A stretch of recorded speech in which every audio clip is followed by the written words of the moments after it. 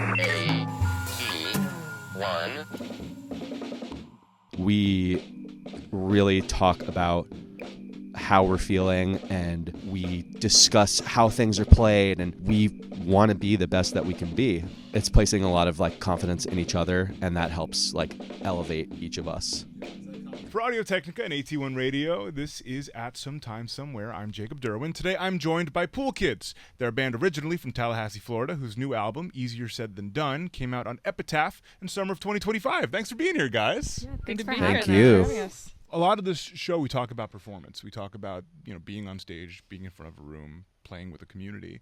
I want to know about some of the shows that have meant the most to you so far. I came to know of you guys through a Pier 17 show at the Mountain Goats. I'm a big old fan. It was a very cool venue. I'd never been up there. It's relatively new.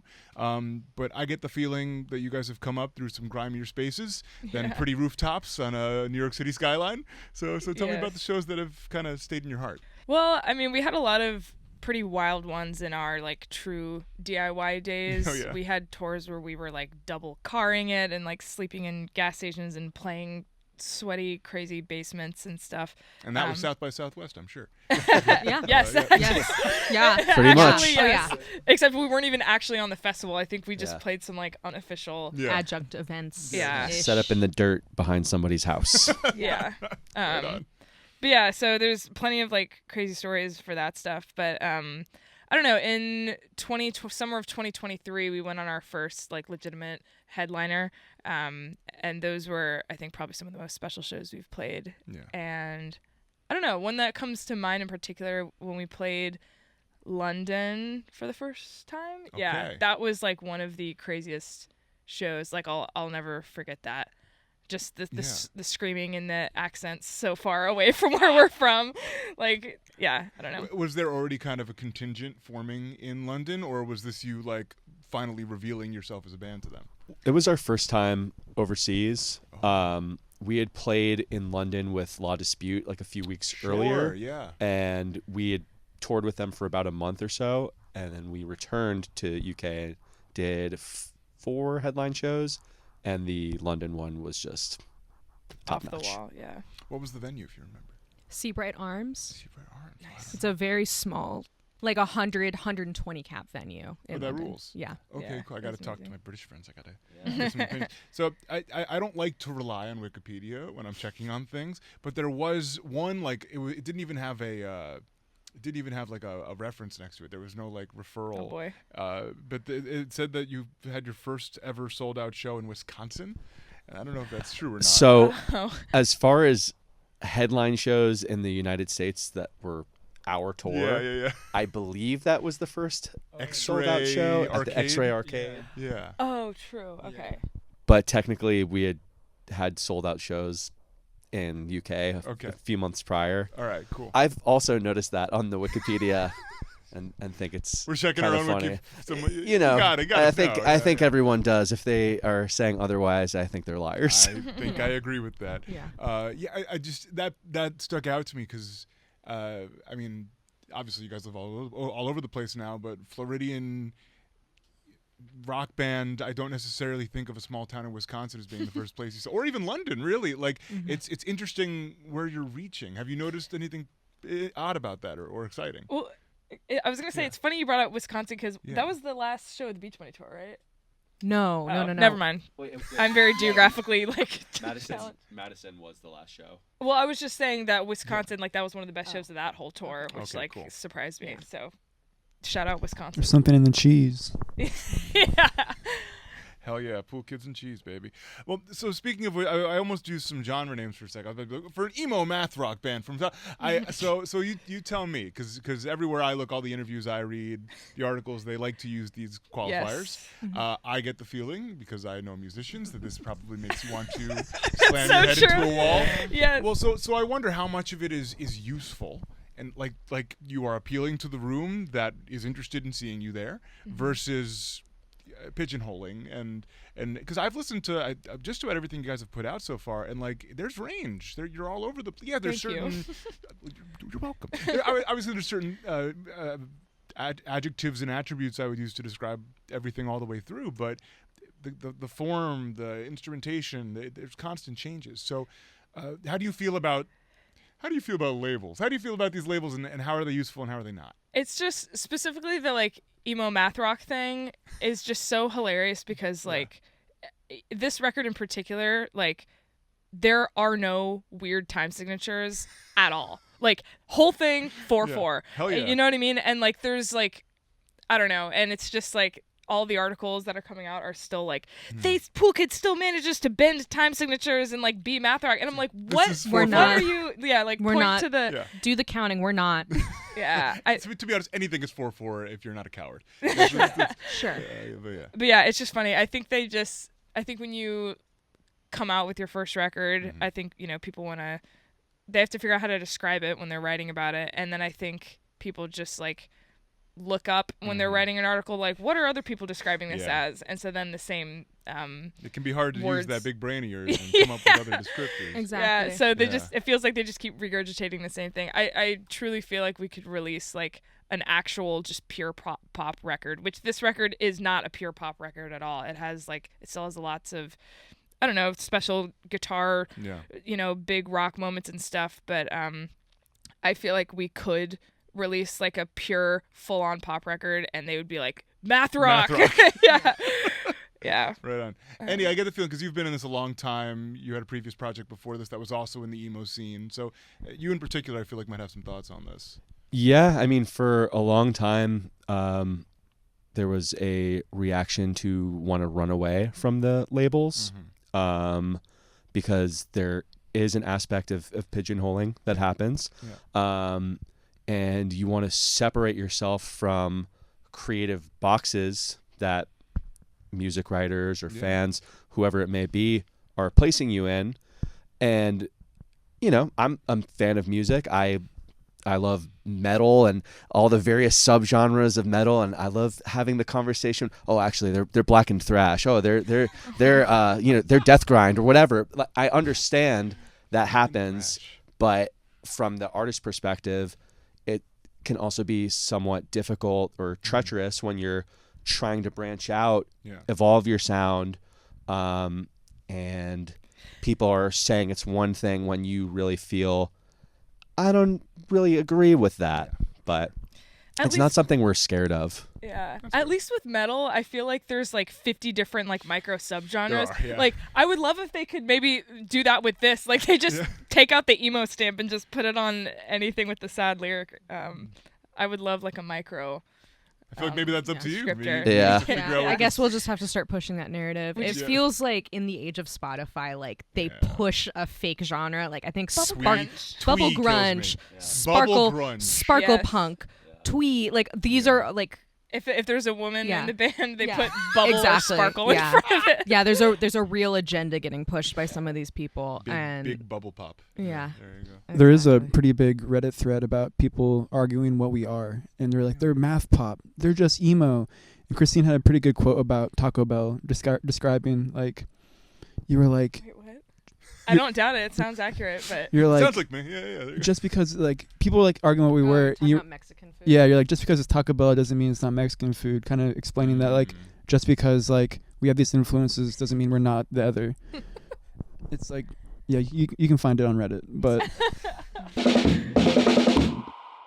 Christine, specifically targeting you here. I dug around a little bit. I found it used to be a teacher. Oh, Kind I don't of. know if I can like take full Substitute? teacher valor. I was like a kind of co-teacher. I was like a teacher assistant. Okay. I am a substitute currently, Okay. which I don't think substitutes are real teachers, so I wouldn't say I'm a teacher. But Fair enough. Well, I bring it up because when I think of having the guts to get in front of a bunch of people and bare your soul, not so different from standing in front of a classroom of fifth graders who are happy to see you dead. So Or really mean 14-year-olds. really mean tweens. Yeah. Absolutely. Oh, yeah. Well, I wanted to see if there's nothing here, I'm happy to drop it. But I was wondering if there is something to building up a stage comfort, being in front of a room and managing a class of people versus being at a concert playing a show. I think I see them as two like totally separate worlds. Andy also has substitute taught, so he's lived the same Horrors. Yeah. But I don't know, I feel like substituting is harder. Like a lot. Like when you're like walking onto a stage, it's like you're in front of people who are like ready to, they're there because they want to see a band play on the stage. They're happy to see you. They're like, great, you know what I mean? They're like welcoming you. When you walk into a classroom, it's like everyone hates you. I don't know. And you're not going to win them over. Yeah, like exactly. there's no doing You're that. not Bill Nye, you can't win. Right. I feel like I'm like two totally different people, like when I'm in like a classroom versus like on stage. I wish I could like command a classroom, like, you know what I mean? Like an audience. Like, yeah. Well, I guess that goes for everybody. Like, at this point in your careers, how comfortable are we just getting out there and bearing all? Because, I mean, these are your lyrics for the most part. I imagine, Christine, like these are not exactly vague songs. you don't dwell in simile. You kind of say how it is, how you're feeling, what's going on a lot of the time. That can be challenging, I think, for folks who maybe they're starting out their career and they're hitting a certain point or hitting a certain stride. They're getting signed with bigger labels. They're playing bigger shows. Like, where do we find comfort in those spaces? I think, like, I mean, specifically with like the lyrics and like singing personal lyrics in front of people, that I feel totally fine about, because it's like I have a script, you know, I know what I'm going to say. I'm just going to sing the lyrics. What I struggle with is like talking in between. The banter. The banter is where I like choke up, and I like am still not comfortable with it. Some nights are better than others, but I don't know. For some reason, the like lyrics and the personal stuff like doesn't bother me. If I'm like in a room with like right now, if I had to like sing a song, I don't think I could. Well, no, that'd be terrible. Yeah. But or just like with like a group like less than like 15 people, it's like petrifying. But like in front of like an audience, it just feels like a bunch of like specks in a crowd that like, I don't know. Yeah. Do you guys all feel kind of similarly? It's you'd rather play for a big room of folks, somewhat faceless, versus, you know, bare a very your soul. intimate performance. Yeah. I think that most people and performers especially would definitely relate to that. At this point, like in terms of like nervousness or like how I approach like performing, I'm like, at this point it's just kind of like, to me it almost feels like a little bit like a job. It's like, all right, we put on the outfit, we trot out on stage, we play the things that we've rehearsed. They wear a little headbang. Obsessively. We've rehearsed obsessively for like months, if not like some of these songs, like I don't know, like how many times have we played like $5 subtweet, like a couple hundred times, like in like performance and practice, even as a group or independently. Like at this point, like it definitely feels like there's like simultaneously like a confidence and like how prepared we are with everything. So it's not like I'm like, are we gonna play it right, you know? Like that's not, we're not improvising, so there's not really that element. I say that we're about to play a bunch of new songs for the first time ever on this upcoming tour, so like as I'm saying all of this right now, I'm like, well, this does not apply to like the 8 new songs that we're about to like play for the first time ever in front of everyone. So I suppose it's just like just really believing in preparation and having confidence in like, I did the homework, I know what I'm doing.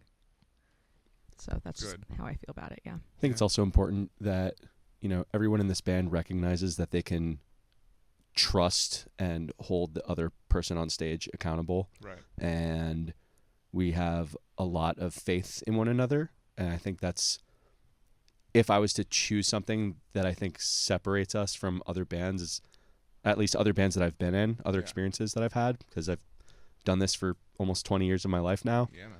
We really talk about how we're feeling, and you know, we discuss how things are played, and you know, why we're doing it is because we want to be the best that we can be. Yeah. And I think that's rare sometimes in this world to I don't know, I guess it's placing a lot of like confidence in each other, and that helps like elevate each of us. Yeah. Is that confidence just born through playing over and over and over again, or was it something that you know, felt it's part of it from at the start? It's part of it. You know, we're also confident because Christine comes to the band with great songs that we feel we can, you know, be part of or like elevate in some way. Yeah. So we're nothing before that when we all come together and and work on something together. It's a really cool, special thing. I will say it also, I'm a lot more timid in front of a class of students than I am with a guitar in front of me. So I could be playing to 10 people or 1,000 people, and I feel it's the same sort of experience, Yeah. Not really. You just need to make sure you're in a Dewey Cox situation. Yeah, exactly. I got to think about my whole life before I go on stage. That's right. I do, just like, I guess speaking of just in the realm of this topic, I was thinking about actually like earlier today, like before like our first tour with like Wonder Years or Mom Jeans, or I remember like we actually were like really, really stiff on stage for like the first few years. Oh, absolutely. Yeah. And then I remember like a friend of ours, Brond from Just Friends, told us, like, she gave us advice before like playing with Mom Jeans, where she was like, those kids see the openers as just a barrier between them and Mom Jeans. Right. So you just have to, from the second you get on stage, like, go absolutely insane. And I remember us all, do you remember that conversation? We were like, oh yeah, distinctly. It was like, you gotta sell it. We were like, know? It doesn't matter if you look stupid, like, just, you're like we're an just gonna go obstacle, you're a crazy. barrier. Yeah. And I remember like that show we started, that was like the first time you were probably headbanging from the start, because but he's a professional. He knows what he's doing. Yeah. But then, like, I don't know, I just remember that was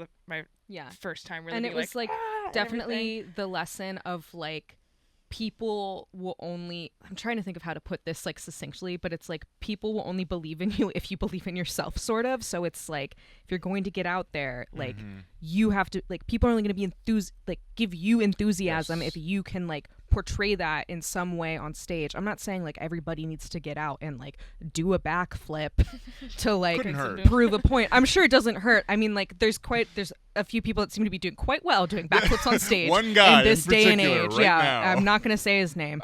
But it's got a cookie. Yeah, no, that was definitely like one of the greatest lessons I feel like we all like took a little like piece from that we've since carried with us, is like, you have to like, it's confidence, and like you have to sell it. Yeah, I've heard it as, and this is gonna sound crass at first, but I promise it doesn't stay crass. The audience is dumb. They don't know the show. They don't know what the plan is. You have to show them what to do. You have to tell them what to do. You have to get if you want them involved, they need to know how to get involved. If you stop clapping, they're probably going to stop clapping short after. And so exactly. So to come in with that kind of enthusiasm, to be able to sell yourselves like that, it's important. I've always I've started to really value like sometimes doing all the like fun movement and like jumping around and stuff. It really is at the cost of like sounding good sometimes, just because it's like hard to sing. But I've like just like, I'll choose that because that's just like a better, more fun show. You know what I mean? Rather than like being still and. Do you remember the shows that you've gone to as fans? Do you remember the night when the singer sounded really, really great, or do you remember the time that someone did something just insane or crazy or full of energy, or just like felt like they were engaging with you the whole time? Yeah, it's more personal. It's about telling the story. You know, if you're a theater person like I am, like, yes, singing your ass off is awesome. You love those performances, but did you tell the story? Right. And if you told the story, that's more important. And you can hear the good performance at home on. You can hear the record. Streamer. That's right. Yeah, Absolutely. you can listen to the record if you want to hear the pitch corrected version. The pitch, yes. Oh yes. Oh yes. I want to know from each of you, I want to know your first forays into live performance. The first time you got in front of a room and did a thing. Was it a school talent show? Was it in your living room with your parents? I want to know what your entry points are. I was doing bands in high school, but elementary school, my elementary school was endorsed by like a percussion society. So instead of learning Where was this? Osceola Magnet School in Vero Beach, Florida. Sure. They had instrumental ensemble, and so you learned like marimba and like vibraphone, all that stuff in like 4th and 5th grade, and then you would like travel with it. So I started doing that, and I was like, oh, I gotta play drums now. Like this is it. But that's awesome. That was like my first time performing. Was it literally marimba, like the first thing you ever played live? Yeah, like the whole army of like 20 elementary school kids all playing like hot cross buns on like little vibraphones and marimbas. Oh, that rules. I remember in my in my middle school, I did percussion in grade school, and I remember we did a Pirates of the Caribbean song at one of our concerts. Nice. And I got to play the tubular bell. Nice. Big like dong that goes halfway through. I've never felt more badass. It's in my sick. entire life. On top of the world. Literally 8th grade playing this huge ass tube. They trusted you. Yeah, big old mallet. I'm like, how I could absolutely break something with this. When I was, I guess, 16 years old, I started playing in bands that would, open shows locally, and that sort of set me on a path, like, for my whole life, I guess. Played in a little metalcore band, and we were all obsessed with Killswitch Engage and Every Time I Die, all that stuff from like the early aughts. That was very popular at the time, and we. The first real show I ever played was opening for a band called Dead to Fall, who has long been a metal favorite of mine. So that was a pretty awesome first show experience. We did that for a few years, and then I transitioned into playing in a touring band for a long time, and it's been awesome. So it really was a direct line from like these early shows right into the career. Absolutely. Yeah. I mean, there's not been, barring COVID and, stay-at-home lockdown time, it's pretty much the only section of time in my life since I was, 20 years ago, I suppose, where I wasn't performing music live. Amazing. Yeah. Yeah. Come on down. Yeah. The first time I can like really speak to like being on stage, I mean, like, it's definitely like Andy, like school choruses. I remember in like 3rd grade we did like one of those like like those plays that are specifically written for children. Of course. And there was like the formal performance that happened at night, and then an understudy performance for the whole school. That's right. I was in understudy, and I was so excited. I was like a teacher in some like play about like math superheroes. I was the teacher. I had 2 lines, and I don't remember them, but I remember. I was really hoping you could recite them. Oh, yeah. Right. Sorry. Dang. Yeah. Don't forget to carry the one. Exactly. Very short-lived theater career. But I remember just distinctly like feeling awesome, nailing it, feeling great. It was like, cool, understudy crew. That was great. And then when we did the formal performance, the girl that actually had the role, like, did a good job, whatever. But at the end of the year, in my yearbook, she was like, have a great summer. It was so cool having you as my understudy. I'll never forget that. Like, to this day, it's just stuck with me, and it's like that's the kind of attitude you just get in showbiz to this day. Yeah, Still getting that. That's but showbiz, baby. That's showbiz, baby. Yeah. But other than that, as far as like music performance, which is what this is actually about, other than that quirky story. I mean, it's about everything. Yeah, it was like middle school band performances. Cool. I went to like a small private school in Florida, and we had an amazing music program. And the teacher there, like, to this day, like, I look back and I'm like, I thank God that like I had such a wonderful teacher at such a like formative age who like was so excited to put together like end of the year like music performances for all of the grades. And I just remember the first one we ever did, it was like a Latin Hispanic music festival that we played, or concert. I think that was the theme. And like I remember like we played like this, I think it was Blue Bossa. It was like a very like very like jazz like middle school, like we're playing Autumn Leaves. But I remember playing that with my friend, like with like all my like nerdy little friends, and like having so much fun, and like watching all of the older kids like playing like more serious, complicated songs, and being like, I want to do that one day, and like stuck with it, and like did jazz band all through the rest of middle and into high school, and then fell into this in college. And it's just, I've always enjoyed it. I've always like appreciated like having like the connection with like the people on stage, especially like, I don't know, I feel so lucky to be able to still do this. But I remember distinctly, like, at such a young age, like, having that little, like, the light went off. I think I like this. Yeah. The idea of a bunch of, like, 14-year-olds playing Autumn Leaves to me is really funny for some reason. Oh, yeah. I don't know why. Oh, it's hilarious. Yeah, absolutely. How about you, Christine? I, unfortunately, was cooped up in a Baptist church playing guitar on Sunday mornings. Yeah. There you go. There's always one. Yeah. I did, like, the youth band on Wednesday nights, and then the big church on Sunday mornings. The big church, like mega church, or just big church? No, not a mega church, but like Wednesday nights was like the youth group, and then Sunday nights was like the adults. Yep. And I was like the token, like, look, we got a young person up on stage. This girl plays guitar. Yeah. Look at this spectacle. There's a Jesus-loving dancing monkey. I feel you. I was a Jewish worship leader for many years. I was worship leader. So Wow, song we have a lot to leader, talk yeah. about. So what you're thinking of, like having a band doing like contemporary Christian music for a little bit, Yes. like I was that, but doing like folky hippie Jewish music. So I Wow, understand. okay. I'm with you. Shabbat shalom, baby. You're a day early, but thank you. I appreciate it. Tomorrow, absolutely.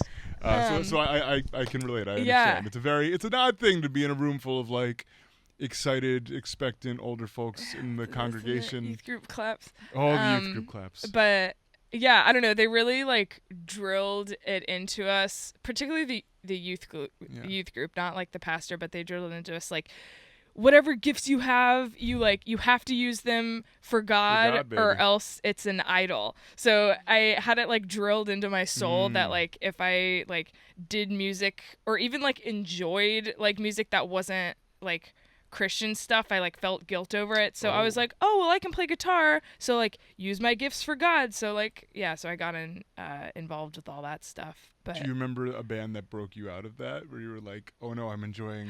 Well, okay, so I already had like before they started like indoctrinating me with that, I was like really into Pink Floyd, and I had this and I still am, but like I have this like journal I found in my childhood bedroom recently where it was like this like it was one of those crazy camps where they like call the like gay kids to the front and like make them and so I have a journal from one of those camps, and I had to write out like all the things that I was like write out basically the things that I enjoyed that weren't like for God, and then I had to like accept that those were idols, and like Pink Floyd was on the list, and then it was like I had to like swear that I was gonna like sacrifice my idols. So I was like, I have to give up Pink Floyd, and it's so sad. I'm like in this journal with my little like I don't know, and I was like, man. So I literally like wasn't letting myself listen to Pink Floyd, but whatever. I obviously like got over that eventually, thank God. But so I was cooped up in the Baptist church. Those were my first performances, unfortunately.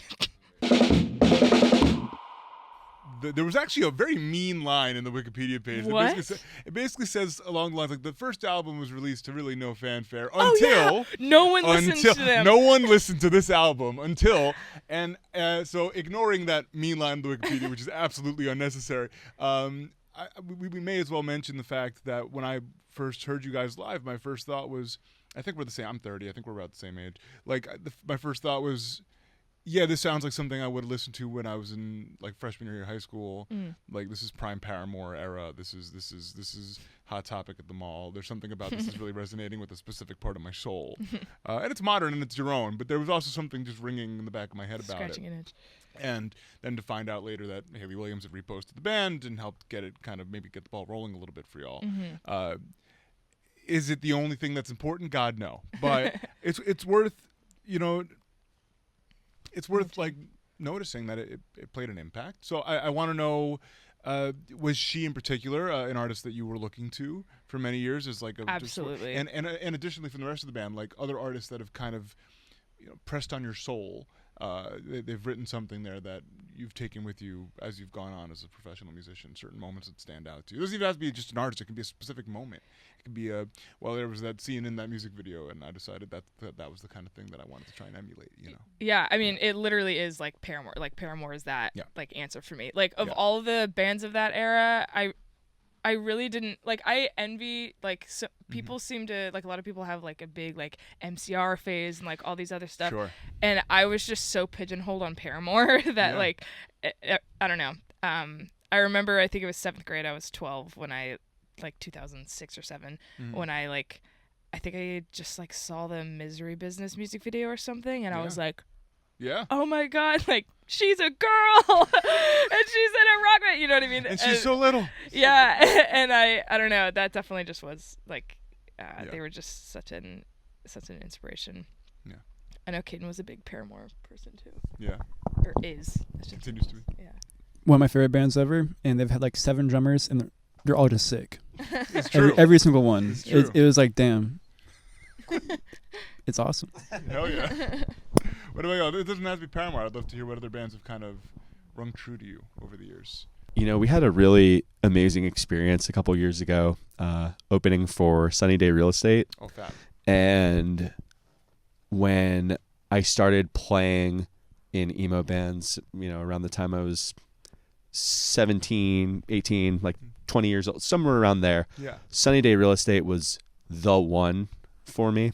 Mm-hmm. And, we end up on this short run of shows with them, and they were so kind to us. Cool. And I've been in it for a while, and to have them show us respect and like treat us like equals was one of the most insane experiences of my life. And I know everybody in the band was really impressed with how kind and generous they were with their time with us. And yeah, we'd like go to the bar afterwards, like on like a roadie Friday, like across the street from the venue or something, and we'd be like, we're gonna go here, if you want to come, and then they would actually come and like hang out, and it was just so special. They would regale us with like 90s rock stories, and we're just sitting there with our jaws on the table thinking like, oh my God, what are you talking you wrote about? in circles. Yeah. Oh my God. It was just really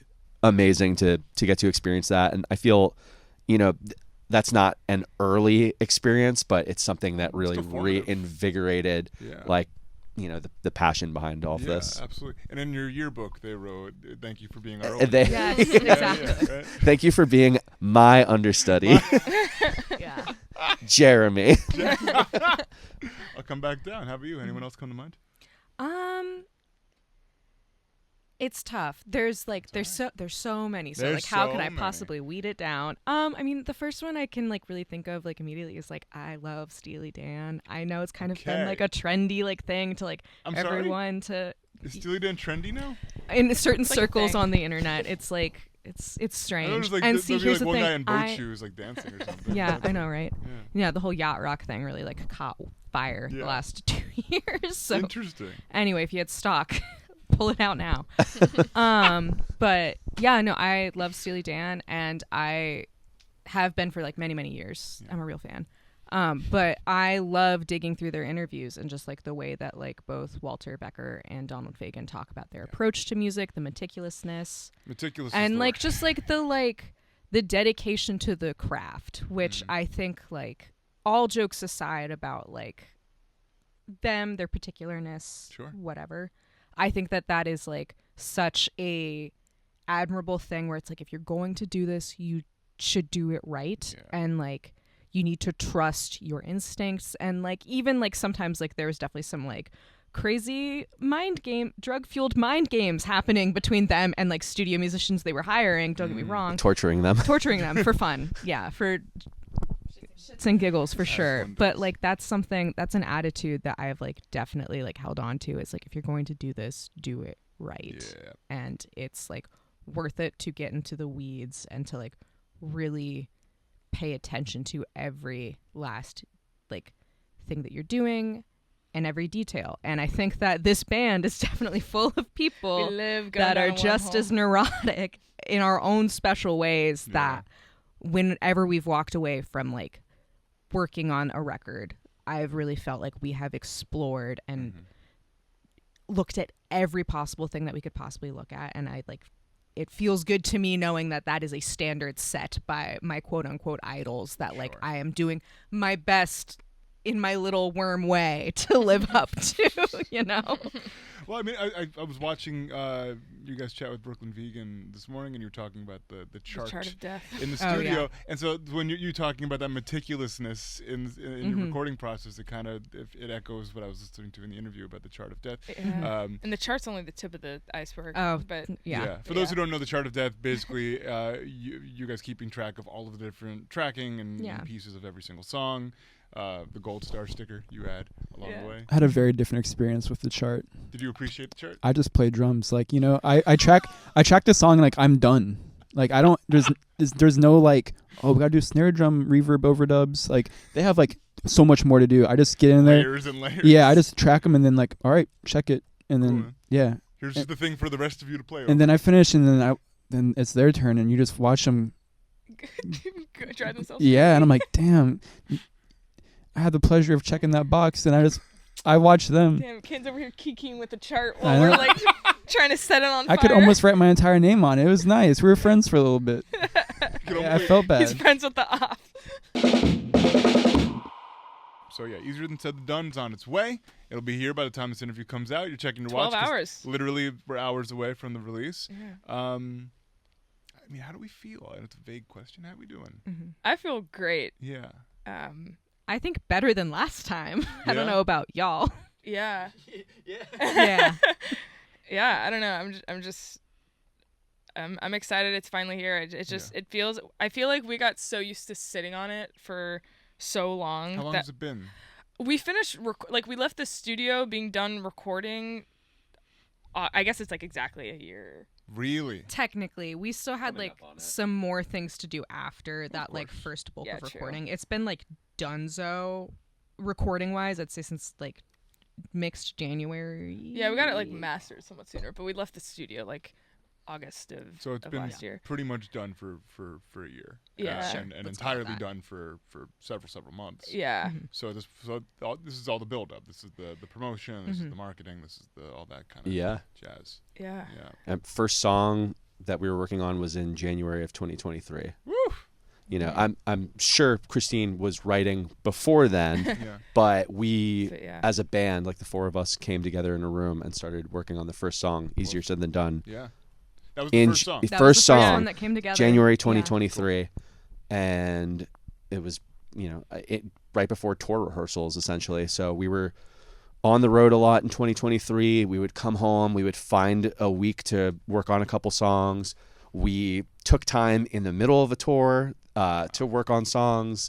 It was a grind for sure. And then we get to the studio and we feel so prepared to lay everything down. And then of course once you start putting the guitars on top of everything, oh, actually we should try this. We should do this. And it's a process, and it was lengthy because as we've touched on, we love bringing out that magnifying glass.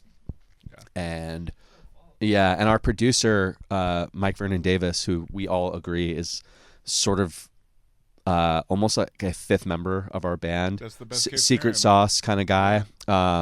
Music genius for sure. He loves pulling things apart too. So you add that in with His with magnifying glass over our magnifying it was- glass. Things are being set on fire. Exactly. And then the chart is not doing And anything. it's not the chart, but yeah. it should have been the chart. Yeah. He even suggested at one point, I'm not sure Can if we the get rid of we should fuck this chart. I don't know if I agree with this chart because there's just a lot to decipher in those The Yeah. chart in those is times. the chart is limiting. yeah. And But it feels amazing. I'm really excited to finally share this with especially our friends and our fans most of all. Yeah. I hope new people listen to it. I trust it will make it to new ears as we have management now. We have a booking agent. We have a label. Isn't that incredible? There's all this stuff now that, not to say that last time we put out a record, it was with Skeletal Lightning. They did an incredible job, Yeah. and they're part of our family Yeah. moving forward always. Yeah. But the resources have just increased tenfold this Yeah. time around, and we've actually done a lot of legitimate good touring Yeah. behind the last record. So we Yeah. feel we've found our fans. Mm-hmm. And you can go from there. Yeah. Look, it's harder than ever. You need more resources than ever to maintain a living doing this kind of stuff. So yeah, you need to keep scaling as you go, and the fact that you're able to do that is it's important. Yeah. We mentioned right before you guys met during college radio. yes, If Go you want to ahead, ask yeah. about that real quick, tell me Yeah, about college radio for you guys. Yeah. I miss it. Yeah. I miss college radio. What was yeah. the station?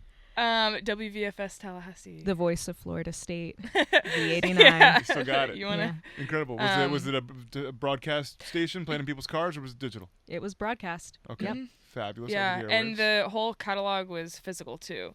I think now Ooh. maybe they've changed. I think Yeah. COVID changed things, But yeah, there was when we were there.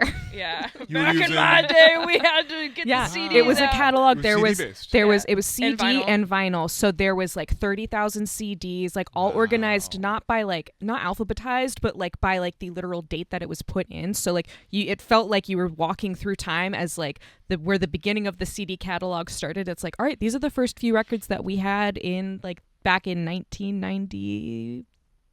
1987 is Yeah, when they- 87. Yeah, 87. Yeah. So it's like all the records that came out in 1987 are like in one like chunk, and it just like moves through time, and like you'll see like a little block where it's like I start to recognize like bands that like I was into in like high school and like stuff like that, and like up to current day.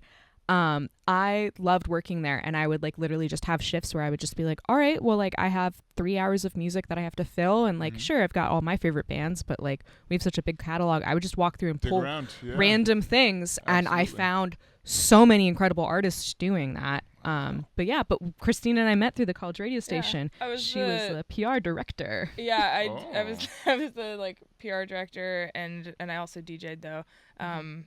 And I had the electronic specialty show too. You did a lot of the specialty show.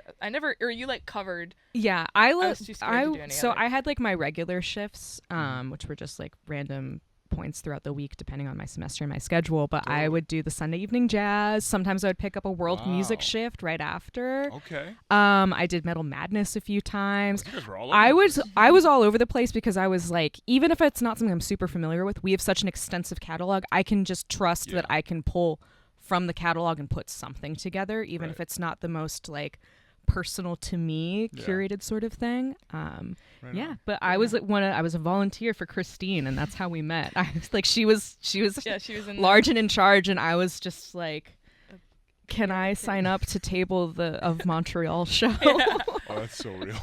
Yeah, it's like, can Oh, I that's pass so- out flyers for this? But that's like actually how like I talked about like the Christian stuff that went like all through high school, and when I got to I never went to shows or like anything, and when I got involved with the radio station, we had to like table shows, and that was literally I was like 20 or 19 or 20, and that was like my first introduction to like this whole world. So I'm like a late adopter, but it's 20 so late. My God. well, I feel like everyone else I talk to, it's like I don't know. Like, I've been doing this since I was 7. Yeah. But anyway, so But yeah, feel I you, really owe it absolutely. to college radio. Origins, baby. Yeah. Absolutely. Today's lightning round is about your favorite karaoke songs. We're gonna keep it straight. I have So this on my phone. I'm gonna give you a couple categories. You're just gonna go around, pass the mic around, and you're gonna tell me your pick for that category. Okay. All right. Okay. Ready? Cool. We're gonna start with just the most reliable song, a song you can always knock it out of the park on. If I'm with Andy, Chop Suey. Incredible. We do a duo, Would and you- we add our yeah. own twist on it. It's like Screamo Chop Suey. Is Chop Suey not screamy? Well, we add a lot Just more. just a little bit more, just a dash more. And it depends on the karaoke DJ if they're willing to tolerate it Yeah. or not. But We have gotten kicked out of bars But for doing Chop Suey? for how we like light it up, and we're about whip to up show you and tonight whip up Like, the crowd. in New York, actually, which is great I that love we're that this was the lightning round. doing. Yeah, sorry. No, it's fine. I don't lightning splightning. I'm more interested in how you got kicked out of a bar for doing Yeah, Chop Suey. like we just like We established a rule of the bar. Yeah. yeah. no we, Chop Suey? Is that like a rule? we started crowd surfing Caden. I stage dove. Oh, he stage dove and Broke a monitor. He thought a monitor was like a Whoa. stand or No, something. I thought I was jumping off a monitor, but I was jumping off the. It was a folding chair with the lyrics Screen. on a small TV Oh screen. my God. Yeah, that went kaput real quick. People were shooting water everywhere. It was going I did get crowd surfed. Beer spraying. Yeah. Yeah. Holy The cow. KDJ was actually about it, but yeah, we came back to the same place and did the same thing, and they were like, "Get the fuck out of here!" Like goodbye. We can't keep doing this. Yeah. It feels weird bouncing to this. Favorite ballad? Are there any slow songs in the Ooh. repertoire? Wait. What was the one I was obsessed with? Yours was I a Bonnie can't Raitt make song. you love Yeah, me. I Can't Make You Love Me? Yeah. Bonnie Yeah. Raitt, yeah? Yeah, by Bonnie Raitt. That's mine. Yeah. Total Eclipse of the Heart. Amazing. Huge. Another huge classic favorite of ours. Yeah. Yeah. Any ballads for the guys in the back? Can't say I've ever done a ballad at karaoke, but I enjoy singing along when someone else does. I'll echo Nicolette's sentiment. Yeah, or that I one don't do time that at karaoke. I just like that song. what was it? The Northwest Passage sea shanty. That's the best ballad we've ever seen We performed. saw some very interesting karaoke performed while we were recording in Seattle. A lot of sea shanties Yeah. Were they performed by full pirate garb? no, just Fishermen. salty 70-year-old Fisherman types. Just a bald guy. seafarers of all type. Hell yeah. Absolutely. Kaden, anything else to add to that? I do one song and one song only. I don't do no ballads. I can't do it. You do not want to hear me sing ever. It's not about the quality of the vocal. It's about the energy you put behind it, right? What about a crowd pleaser? There's the 40 songs that everybody does at every karaoke night. What's the one you're happy to dive into? Don't Trust Me, 303. That's a good pick. And Only song I do ever. That's a good pick. And he holds the mic to the crowd for the problematic parts, so Yeah. that he doesn't So have to if say it. they want to say something naughty, they can say it, not me. Like, you're not gonna get me on camera doing Catch that. me in Yeah, 4K. Unbelievable. What about the rest of you? I'd say Teenage Dirtbag by Wheatus. That's Classic. a crowd pleaser. Absolutely. Before He Cheats by Carrie Underwood and 1,000 Miles by Vanessa Carlton. Yeah, I saw Nicolette and Christine do 1,000 Miles once. Screamo version. There was a guy. Well, No. I'd say was. 95% of the song was pretty honest. Y'all were doing it as such as one would imagine. Yeah. And when they reached the climactic lyric Tonight, they both went into this guttural death metal evil growl for the Tonight. Wow. And there was a guy beside me who was vibing out the entirety of the performance, dancing, singing along. Like pretty punk looking guy. Yeah, too. just some dude, Hesher type guy. Yeah. And when they hit that Tonight, his soul left his body, and he uttered one of the funniest things I've ever heard in my life. Dude, I feel like I just saw the Mona Lisa. It was incredible. Never forget it. Oh, shout out to that guy. Yeah, wherever he may be, somewhere in Las Vegas. Fly high, my guy. Yep. Incredible. What's a red flag karaoke song? What's like song? Valerie, Amy Winehouse. Okay. I really Yeah. don't like. There's like two different vibes for karaoke. It's either people who think there's like record executives in the crowd and that they're gonna get discovered, and so they're trying to show off their vocal chops. Yep. We don't fuck with that. We don't like that. And when you start seeing the Amy Winehouse people coming out doing Valerie, it's like, oh, it's that type of night. Am I at a wedding all of a sudden? What's going on here? Yeah, it's just it's like, okay, we get it. Great you song. Can sing. Great song. Great song. No problem with the song. No problem with Miss Amy. But Yeah, absolutely. yeah. But no, I Amazing get it. song. I get my wife used to work in wedding bands, and she had to sing that every yeah, yeah. I'm sure she. time. And great Well, song. but that's an okay context though. It's like you're supposed to sound good. Karaoke is about fun, not like showing off your vocal chops. If in you my have opinion. them. Yeah. yeah. I feel like Yeah. any of the, kind of played out Bohemian Rhapsody, Don't Stop Well, it's just Believin'. so long. Yeah. Just come on. Yeah. Yeah. Sing. Be an Yeah, adult. be normal. Be an adult. Don't sing Bohemian Be an Rhapsody adult. at karaoke night. Grow up. Yeah. Grow up. Grow Get up. a job. Want to add in there? Any red flag songs? When white people do a rap song and you stand there and they're like, are they gonna say it?